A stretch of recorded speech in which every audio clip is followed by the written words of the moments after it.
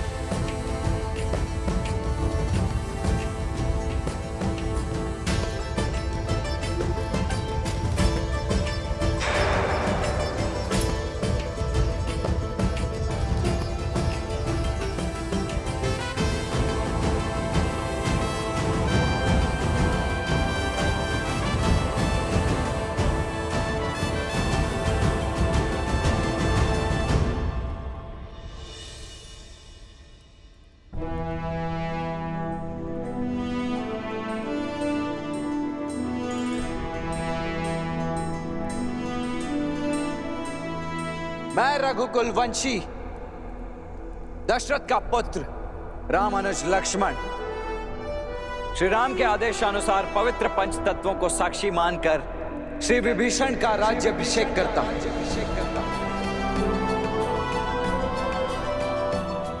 और श्री राम की उनके प्रति अखंड मित्रता का वचन देते हुए उन्हें अनेकों बधाइयां देता हूं। और बधाइयां देता हूं आप सभी लंका वासियों को आपके नए महाराज के लिए।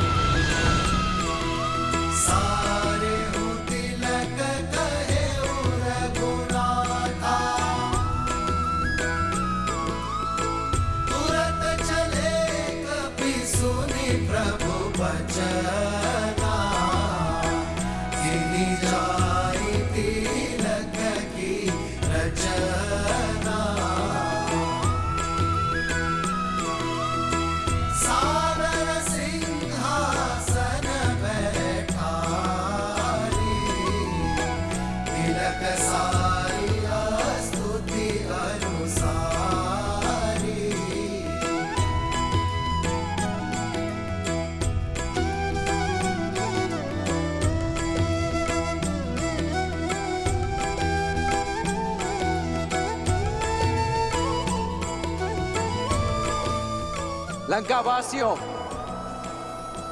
प्रस्तुत है आपके नए महाराज लंकेश विभीषण। महाराज विभीषण की जय! महाराज विभीषण की जय! महाराज विभीषण की जय!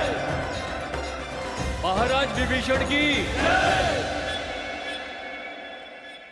जो लंका ना कर पाई वो करने आई हो देवी सीता। आपसे क्षमा मांगने आई हूं।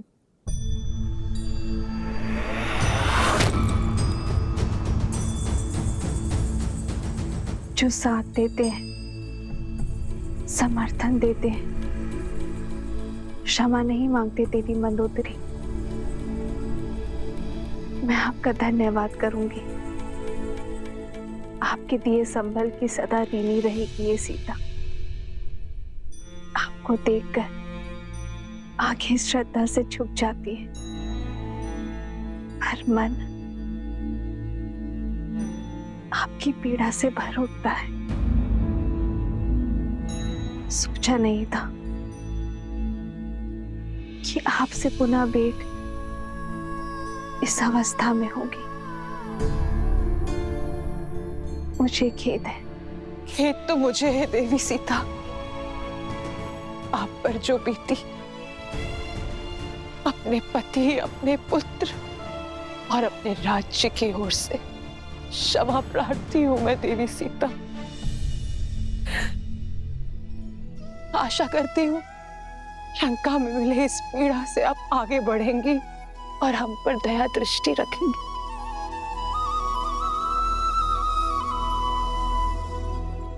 आपकी प्रतीक्षा और प्रतिज्ञा दोनों का अंत हुआ देवी। समय आ गया है कि आपका श्री राम से मिलन हो, इसलिए सज करने आई हूं। दासियों,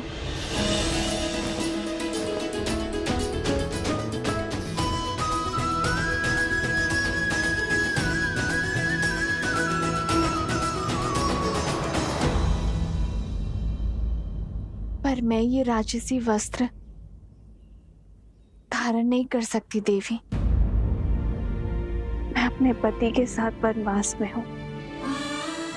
भलकल के अतिरिक्त कुछ भी धारण करना उनकी गरिमा के विरुद्ध होगा।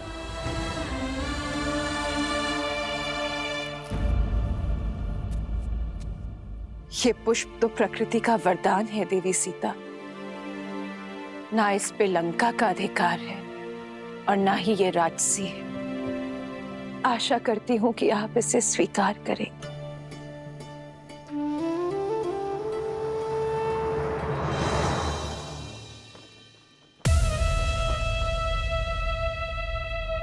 श्री रामचंद्र जी ने निर्णय किया है, अब देखना लंका में धर्म का राज्य होगा। सच्ची समृद्धि आएगी और हम सब सुरक्षित होंगे। जो अपनी पत्नी को सुरक्षित नहीं रख पाया, वो लंका की रक्षा क्या करेगा? जो अपनी पत्नी को स्वतंत्र नहीं करवा पाया और अब उसे पाने के लिए एक भेदी को लंका का राजा बना रहा है, वो हमें क्या कुछ देगा? वाह रे राम, बड़ी आई तुम्हारी सोच।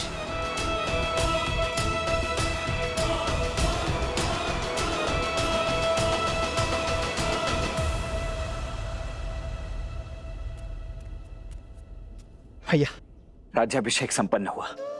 अब भाभी माँ लंका के राजकीय सम्मान के साथ आपके पास पहुंचेंगे। शीघ्र ही भैया। राम सिया राम सिया राम सिया राम राम सिया राम। आपसे मिलना पुण्य है देवी सीता। संसार में सतीत्व का सबसे सुंदर उदाहरण है आप। कितनी पीड़ा सही आपने। संसार के सबसे प्रबल राजा ने कितने ही प्रयास किए, किंतु आपने अपने तन और मन पर किसी की छाया पड़ने नहीं दी। छल बल सब आपके सामने हार गए। मुझसे अधिक कठिन मार्ग पर तो आप चली हैं देवी। मुझे मेरे श्री राम सौभाग्य से मिले, पर दशानन की पत्नी होना आपने स्वयं चुना।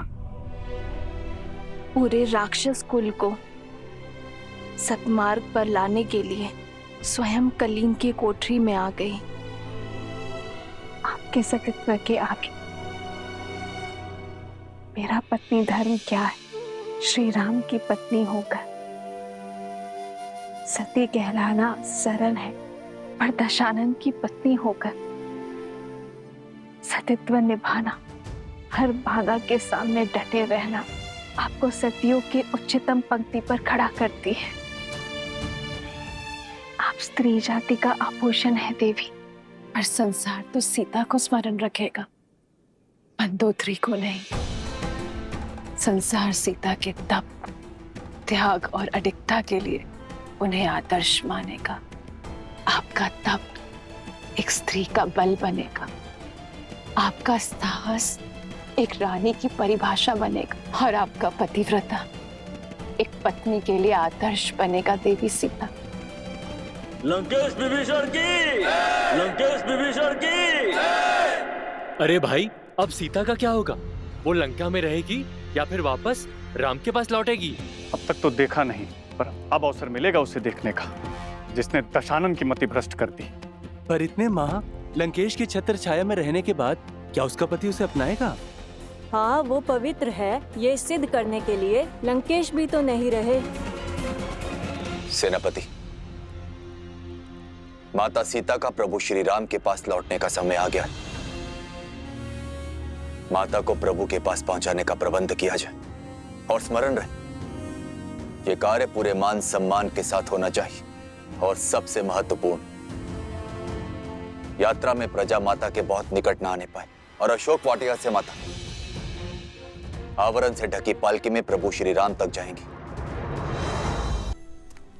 सुनो सुनो, महाराज विभीषण अशोक वाटिका के द्वार पर देवी सीता की प्रतीक्षा कर रहे हैं। श्री राम से देवी के मिलन की बेला आ गई है।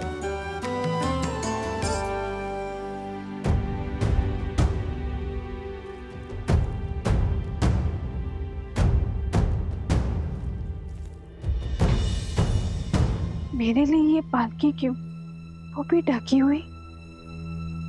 क्या देख रही हो पुत्री? जिस क्षण की कब से प्रतीक्षा थी, वो क्षण आ गया है। अब एक पल व्यर्थ न करो। प्रभु श्री राम तुम्हारी प्रतीक्षा कर रहे हैं। पालकी में बैठो।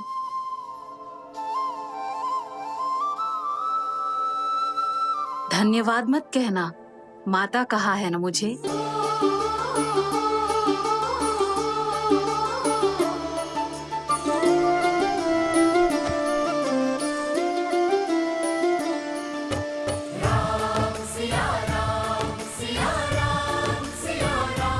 कहाँ है वो स्त्री?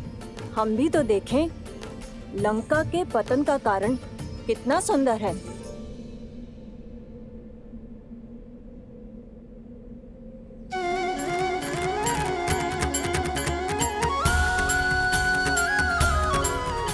कैसी दिखती होंगी माता सीता, जिनको लौटाने के लिए हमने युद्ध किया।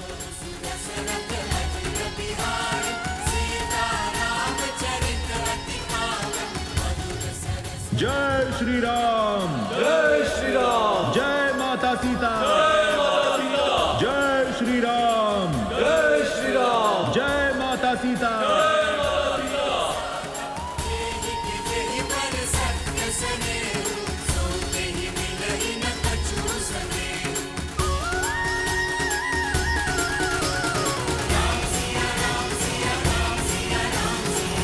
ये भाभी माँ की पालकी पर आवरण क्यों है? सतीत्व की दुहाई देने वाली आज मुंह छिपा कर क्यों जा रही है? वो जो मुख छुपाती है वो कलंकित होती है। कदाचित जो सुनाई दे रहा है उसमें कुछ तो सत्य होगा।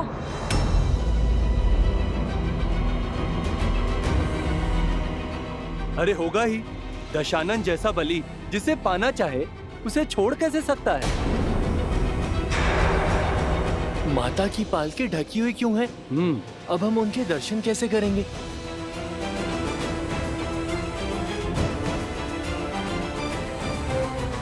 जाने कितनी बड़ी रूपवती है, जो रावण भी उसके पास से मुक्त नहीं हो पाया। पर इतने समय रावण के पास रहने के बाद अब मुख छुपा रही है। पालकी से आवरण हटाओ ना, हमें माता को देखना है। प्रभु की आंखें भी कब से तरस रही हैं।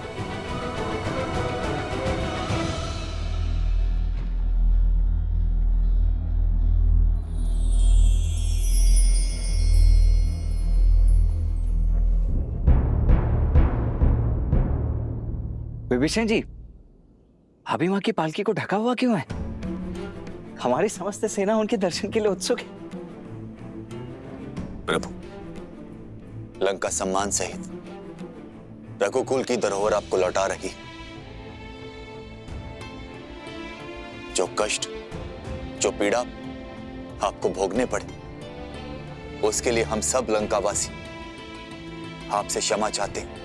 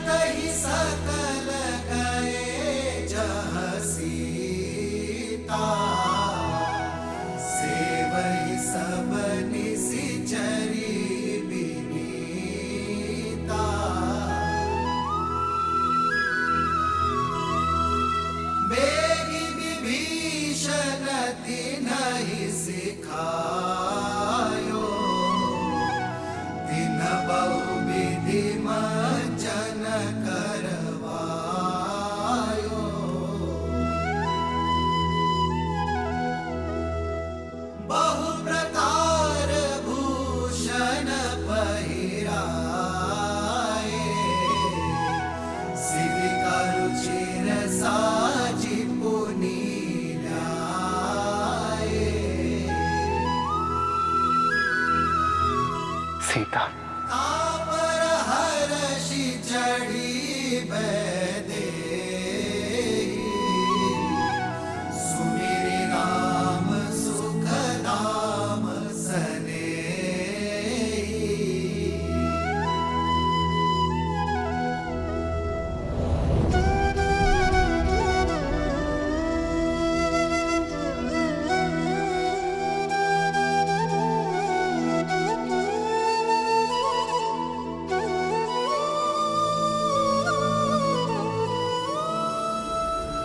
रुक जाओ सीता।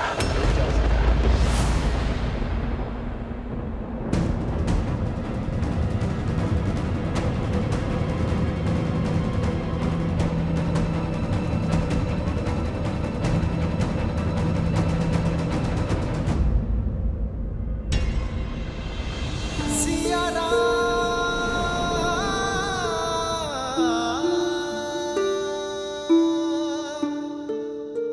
क्या हुआ भैया? आपने भाभी माँ को रुकने के लिए क्यों कह दिया?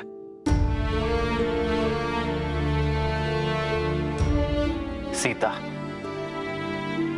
वियोग का इस समय जितना कठिन मेरे लिए था, उससे कई अधिक दुखदायी तुम्हारे लिए था। हम दोनों ने यह महायुद्ध लड़ा, मैंने लंका के बाहर और तुमने लंका में, अपने मन के भीतर। मेरे साथ लक्ष्मण और असंख्य वानरों ने जो ये युद्ध लड़ा है, उसका आधार केवल तुम्हें लौटाना ही नहीं था सीते, बल्कि संसार में धर्म और मर्यादा की स्थापना करना भी था। संसार को यह पाठ पढ़ाना था कि बुराई चाहे जितनी सबल हो, अच्छाई एक दिन विजय अवश्य पाती है। यह युद्ध रघुकुल के पुरुषार्थ और मेरे धर्म पर उठ रहे हर प्रश्न के उत्तर के लिए भी था। युद्ध तो समाप्त हुआ सीते, परंतु प्रश्न अब भी उठ रहे हैं। प्रश्न उठ रहे हैं उस प्रेमाग्नि पर जो हम दोनों के मन में प्रज्वलित रही। जो धर्म और मर्यादा हमारे मिलन के आधार बने, वही अब हमारे बीच बंद द्वार बनकर खड़े हैं, और मैं उन्हीं बंद द्वार को खोलने की पहल करता हूं सीते। पति पत्नी रथ की दो पहियों के भांति होते हैं सीते। जब तक दोनों में संतुलन ना हो, रथ को शुभ गति नहीं मिलती। और यह संतुलन आता है पति पत्नी की एक दूसरे के लिए पवित्रता से। और मैं हमारे मिलन से पूर्व अपनी पवित्रता सिद्ध करना चाहता हूं।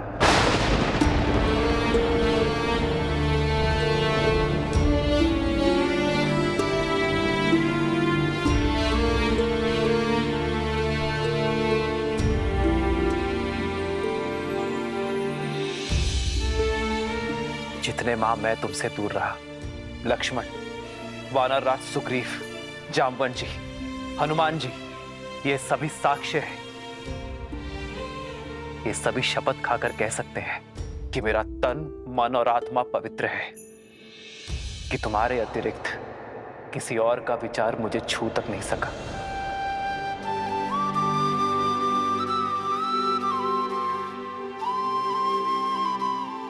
मेरे श्री राम मेरी श्वास है और मेरी श्वास चल रही है। इस विश्वास को किसी प्रमाण या किसी साक्ष्य की आवश्यकता नहीं है। जन्म जन्म का है ये संगम, राम रतन सीता वैभव। जीवन पर केवल व्यक्ति का स्वयं का अधिकार नहीं होता सीता। जब वो एक कुलीन परिवार से होने वाला राजा हो, तो उसके दायित्व और कर्तव्य दोनों बढ़ जाते हैं। मानव साधारण से असाधारण हो जाता है। उसके जीवन से जुड़े विश्वास, मर्यादा, कर्म, निर्णय संसार और समाज से जुड़ जाते हैं। मैं अयोध्या का भावी राजा हूं और तुम भावी महारानी। हम दोनों अयोध्या के पवित्र राज सिंहासन से जुड़े हैं, इसलिए हम दोनों एक दूसरे के बारे में क्या सोचते हैं, इससे अधिक महत्वपूर्ण यह है कि समाज हमारे बारे में क्या सोचता है।